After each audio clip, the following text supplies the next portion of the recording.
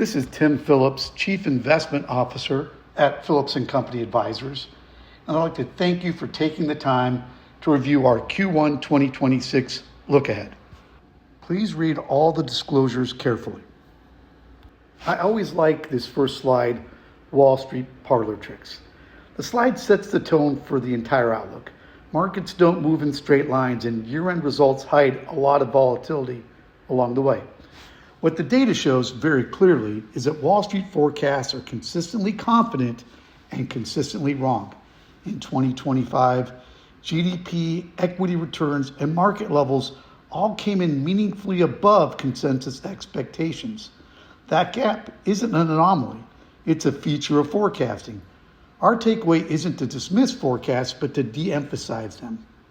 We focus on process over predictions, probabilities, diversification, and discipline because portfolios are built to survive reality, not headlines. Part of the theme for a soft landing in Q1 is a normalizing economy. And this is what normalization actually looks like. Wage growth has cooled from the post-COVID extremes, but it's still running above long-term trend, meaning consumers are earning real income gains without overheating the system. At the same time, job openings have fallen materially without a spike in layoffs, which is exactly what the Fed was aiming for. And importantly, employment growth isn't collapsing. It's concentrating in stable, essential sectors like healthcare, construction, and professional services. That mix tells us the economy is cooling in the right places, not breaking. This is transition, not recession. Another component of a soft landing is inflation cooling. This slide shows why the inflation debate has shifted. Headline PCE and CPI continue to trend lower, and goods inflation is no longer a macro risk. It's essentially done its job.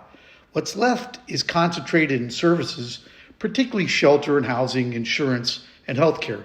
And even there, the pressure is lagging, not accelerating. The shelter data is key. Housing inflation moves with a long delay, and that lag is now clearly rolling over. In other words, inflation isn't sticky because demand is too strong. It's sticky because of timing. That gives policymakers room to transition from restrictive to neutral without breaking the economy. The yield curve seems a little confused as the Fed cuts rates, yet the 10-year Treasury is stuck at higher rates. This is still the baton handoff, but with an important nuance. Short rates are indeed falling as the Fed eases, yet the 10-year remains sticky. That persistence isn't about runaway growth, it's about uncertainty. The long end is pricing higher inflation risk tied to tariffs, uneven fiscal policy, especially around costs of healthcare, and questions around the long-term trajectory of the US dollar. In other words, term premium is back. Markets are demanding compensation for policy unpredictability, not signaling a recession. The Fed can ease into the low 3% range, which is what we believe, but the 10-year is telling us this is a new regime where policy risk and inflation expectations matter more than the cycle. A decent year in fixed income, there's still more benefits ahead. This is where history starts to work in our favor. When the Fed begins cutting rates from elevated levels, like today, fixed income has historically delivered both income and ballast. You're getting paid to wait, and you're getting volatility protection at the same time. Basically, the data on this slide shows that when Fed funds fall meaningfully while the 10-year remains firm, forward equity returns are positive. But bonds do quietly do their job even better. With yields still attractive, carry matters more than timing duration perfectly. In this regime, fixed income isn't a trade, it's a stabilizing return engine, along with equity returns. Fiscal stimulus will be a key headline in the first half of 2026, and that's what this slide's about. The guardrail, not a growth engine, but a meaningful downside protection. As inflation cools and monetary policy eases, fiscal policy quietly shifts from a drag to a stabilizer in 2026. In aggregate, we estimate roughly $300 to $400 billion a year in identifiable fiscal dollars flowing through the economy, driven by ongoing infrastructure spending, The CHIPS Act elevated defense and healthcare outlays and provisions embedded in one big, beautiful bill that support household cash flow and capital formation. The support is modest, but it's well timed, front loaded into the first half of 2026, exactly when growth is normalizing and rate cuts are still working their way through the system. This isn't about creating a boom, it's about limiting downside risk. Fiscal policy isn't going to be an entire engine in itself, it's the guardrail that keeps the economy from slipping while the baton passes to earnings. Earnings are where the fundamentals take back control from narratives. Yes, valuations are elevated with the S&P 500 at 22.7 times forward PE versus that 10-year average about 19. But the market's paying for durability and the earnings profile supports it. On the growth side, 2026 earnings growth is running at about 13.5 in Q1, and that's pretty strong with full year at 15%. And margins are doing the heavy lifting. S&P 500 profit margins are near cycle highs, with third quarter 25 at 13.6%. So this isn't a multiple expansion fantasy market, it's an earnings and margins market where AI-driven productivity improvements and discipline are keeping profits resilient as the economy normalizes. And speaking of margins, this slide explains why margins are holding up where they are. AI isn't showing up as speculation, it's showing up in productivity.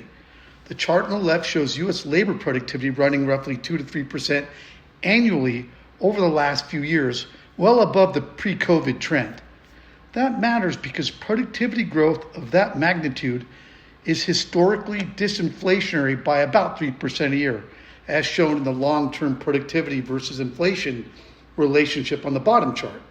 This is exactly why margins can stay elevated, and we just showed S&P 500 margins at 13.6%, even as wage growth and revenue normalize.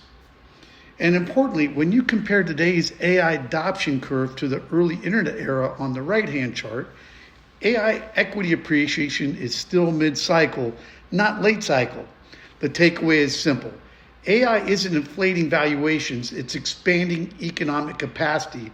That's why earnings durability improves instead of breaking down. Global diversification will matter again in 2026. Just focusing on the blue bars, really the 2026 numbers.